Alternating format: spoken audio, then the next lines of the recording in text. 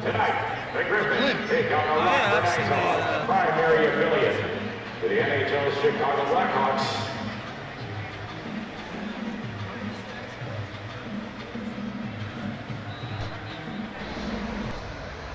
The goal judges are Claire Harrington and Paul Thompson.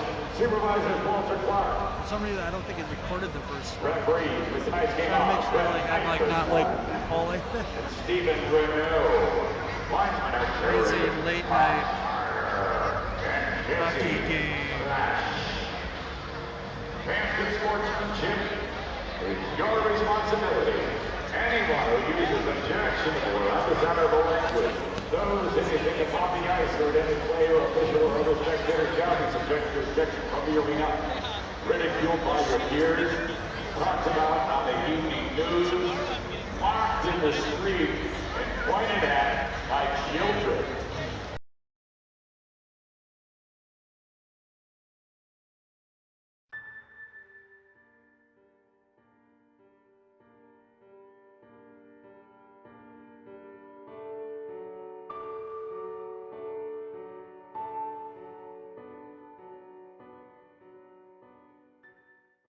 Hello everybody and welcome back to another episode of the 31 Nights of Halloween Horror! Rainbows from Hell. And tonight, episode number 22, coming off of last night's epicness with Ouija, Origin of Evil, a solid horror movie. Then I went to the Comic-Con, bought some cool things, and then went to a hockey game. It was a late night, even later when I had to make video and edit and stuff like that. But whatever, I have slept in and I'm well rested and we're ready to roll. And this time, I am going to do a anthology movie. It is called Zoo, and it is made up of 5 separate segments. Now, normally on an anthology, I would go segment by segment and score them all individually. However, I'm going to score this one as a whole since the segments are pretty short, at least the first one's short. I've already watched the first segment, and I'm basically going to record, do my thoughts, stop it, watch the next segment, record my thoughts, yada yada, and give you a final score. Also, because these movies are so short, I can't really get into too much detail, otherwise I'm just basically telling you the entire story, and I don't want to do that. So the first one is called Kazuri and Yoko. It's about 2 twin sisters. One is named Yoko, who is abused physically and mentally by their evil mother. I mean, she has to sleep on the floor. She has bruises and cigarette burns all over her body, around her neck. And she's fed table scraps. She's not allowed to bathe or wash her school uniform, so she's dirty. And nobody likes her. And one day, she finds a lost dog and returns it to the dog's owner, which was an old lady who befriends Yoko and treats her with respect and opens up a whole new world of possibility for Yoko. And of course, the evil mother doesn't like this, and things go down, and they're kind of bad. But Yoko has a plan for ultimate escape and vengeance, and yeah, it's a short, brief, those are very similar words, I know, tale. It's not really scary, not really horrifying. I mean, unless you think like maybe like Yoko's ultimate plan was to have all this happen, which, you know, you kind of get a sense that maybe it was, because she's not broken up about what happens in this, or the ends of this movie. So, it just shows that, you need to treat people with love and respect, and don't be like a jackass like the mother is. I mean, you really feel sorry for Yoko, and you really want to see some comeuppance when it comes to the evil mother. So, not very violent, not a lot of action. It's just a quick, short little tale about twins, one doled upon and given everything, and the other shat upon. Shat. I know. She was given the short end of the stick, but then she finds something to change her perspective, and she fights back And there you have it, Kazuri and Yoko. The next one is called 7 Rooms, and we will talk about that after I'm done watching it. Alright. Alright, so we're back, and now I'm going to talk about the short 7 Rooms.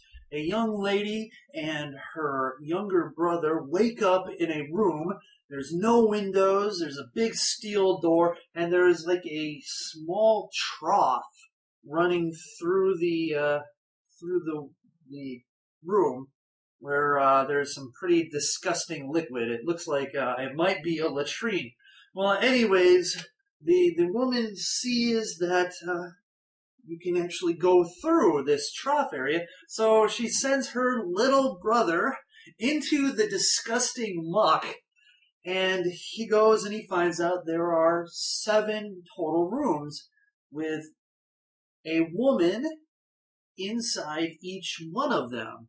And they find out that some killer is out there, chops up the women, and sends them through the latrine. So, yeah, nasty. So, basically 6 days you're held captive, and at 6 p.m., your number's up. And so, the woman, with the help of her brother, try to figure out how we can work out a plan to survive and escape. And that's basically the whole short. The violence happens off screen, so I mean, yes, there's blood, and it's kind of disgusting because the kid's constantly going through shit and human waste and human like body parts and shit. So yeah, it is pretty sick. And kind of ends on a, like, what happened? And it's kind of sad because I want an ending where I'm like, okay, I want to know what happened. But suffice it to say, this one was very interesting, and definitely this is showing an upward trend. This story definitely held my interest a lot better than the first one. Not saying that the first one was bad. I'm just saying that we're getting a positive trend here. So the next one is going to be a movie or a short called So Far. So we'll talk about that after I watch it. All right, now we're back. So I just finished watching So Far, or if you're Japanese, you would actually pronounce it So Far. And it's just kind of a play on words, first of all, because a lot of the plot centers around the family sofa, but also the way they do it is so, S-O, as in significant other, and far, or far, the distance between them, because this is about a family, and I think I've seen the theme here in Zoo. It's all about families and their functions and dysfunctions. So, there is this couple. They have a young son.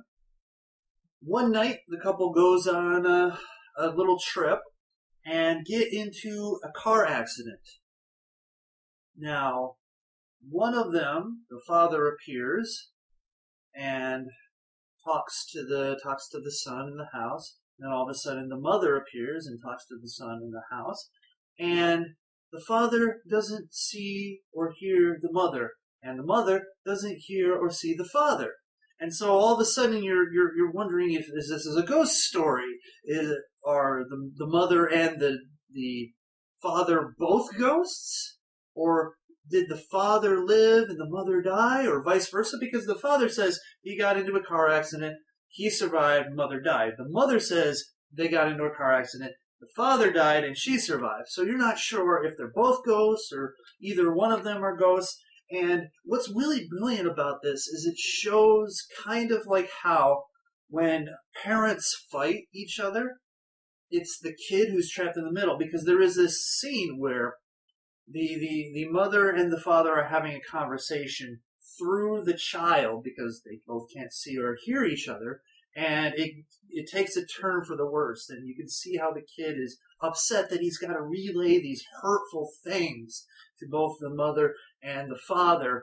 and you can see him really hurt by what he has to say, and it is a really powerful message showing that your kids, if you're fighting with your significant other, and the kid is trapped in the middle, even if he's not involved in the actual discussion, he is. And I thought that was a really brilliant and powerful message in this movie. And also kind of a message about distancing oneself, because there is a really awesome twist that happens in the end of this short film. And really, this one is definitely the best so far. It has knocked it out of the ballpark. It's eerie, you're confused, you're wondering, you're engaged, you see the powerful message, and then when the twist happens, you're like, wow, this is really deep and really cool, and kind of frightening in a way, and yet toward the end it's kind of touching. So man, kudos to this one. This one's definitely so far the best. Like I said, it's got that uphill trajectory. So I only have, 2 more to go. So hopefully it keeps going up and up, because so far I'm really digging these stories. Sure, not a lot of violence, not a lot of gore, not a lot of frights, but still very, very intriguing and very entertaining. So the next one is going to be called Hidamari no Shi. So I will be back after that. Alright, so we're back. I just finished watching Hidamari no Shi, and first of all, this is an animated short, so it kind of feels like it's done in a cel-shaded, almost like it was a video game, cutscenes. Definitely computer-assisted, if not completely CG. However, the animation style and the artistry is very nice with this one. It's about a guy creates this android and teaches her about life, the world, and basically she's his companion. There is no other people left. They are kind of in this green field. She learns how to garden, and at first she's very callous and doesn't understand things about life. I mean, there's this path that's winding, and she just tramples over flowers and walks on the grass. Doesn't really care. There was a dead bird, and he's like, so what are you going to do about that bird, or how are you going to process that? And she just picks up the dead bird and throws it as far as she can. However, she learns to appreciate life. She gardens, and there's this bunny that's constantly eating the vegetables, and she's trying to catch him. And, it's a kind of a playful thing. But overall, this is a really poignant tale about life and loss, and I don't know if I would say purpose, but it is a very powerful and touching type of short, and really doesn't fit any real horror theme. In fact, it's kind of a sad short, and just don't know how it really fits, except for it still continues the narrative about relationship and family, and she kind of becomes family to this guy who created her, and he's dying, and at first she doesn't really understand, but something happens, and she resents the fact that she was created, because she doesn't want to feel the way she feels, because he created her so that when he dies, she can bury his body. And so it's really a touching and poignant tale, really horror. So it's strange. It feels kind of out of place when you think about the other ones in this anthology. They're a bit more, I guess you would say, spooky in a way. But hey, it's there, and I mean, it's fine. It just, I don't think it fits well overall. I mean, it definitely, I guess, fits theme-wise in certain aspects.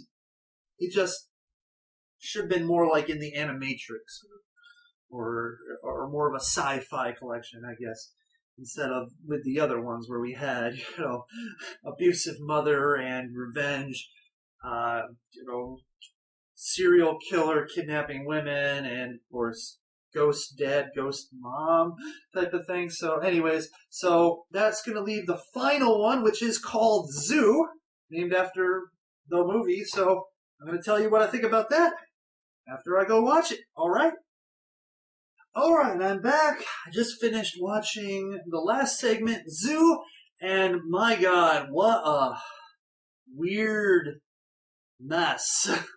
So there's this guy. He's got a girlfriend. He likes taking pictures of her with his Polaroid. She hates it. They go on a trip one day. They go to an abandoned zoo. She says that she wants to end their relationship. He gets all freaked out because he can't live without her. And she goes, well, then why don't you just die? And he strangles her to death. And then he gets a picture of her every day for a long period of time, showing her decomposing. And I don't get it. I'm okay. I'm not the brightest light bulb in the lighting store. However, it's weird. It's confusing. It seems like they're the only two people left in existence. But then she says, you're not the only man in the world. And he keeps getting these pictures. And it just, I just don't like, I just didn't get it. It was really weird. That's all I can say about it. It's weird. It's weird. So, definitely a bummer end to this. Otherwise, pretty strong up to that point. So I guess now let's get to my overall feeling about this movie set, this anthology. Violence and gore, 1 out of 5. Really, not a lot of violence, not a lot of gore. Shock value, 1 out of 5. I mean, the brilliant ending of the so far, the fact that the kid went through the freaking latrine in 7 rooms, that's what's shocking. Otherwise, not really a lot of jump scares or anything like that. So 1 out of 5. Acting, I'm giving you a 4 out of 5. I mean, I could feel the emotional magnitude of the acting throughout most of these little shorts. Maybe the first one, was it Yoko, was it Kazuri and Yoko? That one, okay, a little bit bad. The last one was just like an art film. So who knows how anything goes. But all the other segments really, really hit a home run when it came to the acting. So I'm giving it a 4 out of 5. Plot is not applicable. I can't, each one of their stories, they're so short. I mean, honestly, it would be a 0 for the zoo. That just, whatever. But all of them are, because they're so short and contained. I mean, like, 7 rooms, I think was a brilliant plot. The sort of, what is it, Hidamari no Shi.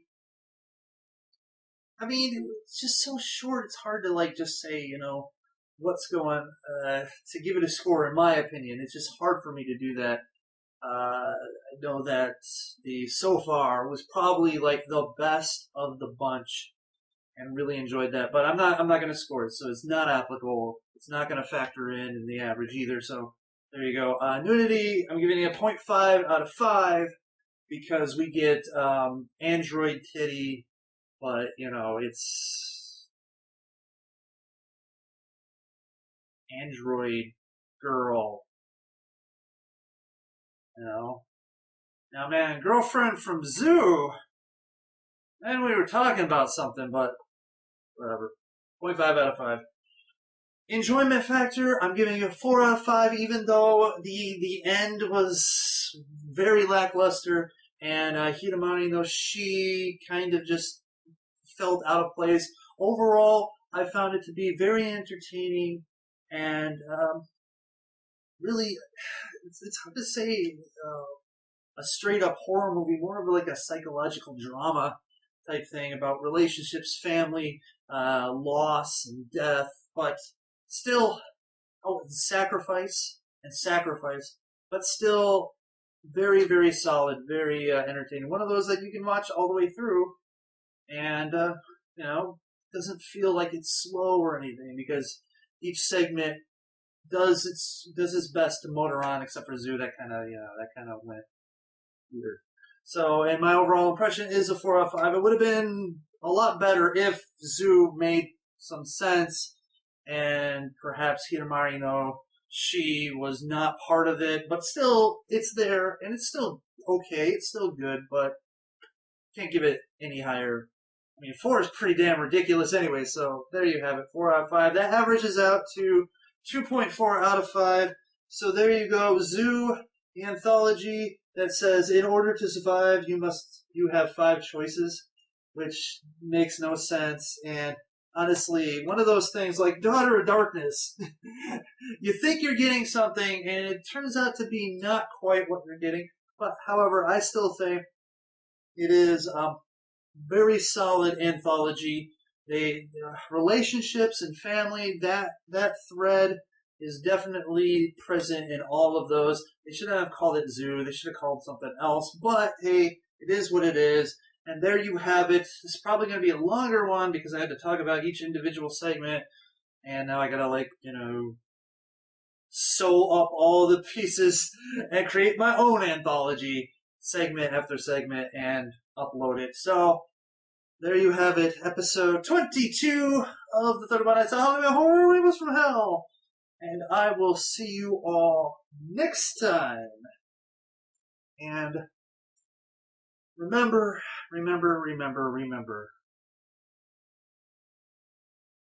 Don't be a piece of shit parent. Okay? I'm just saying. Stay scary, Internet.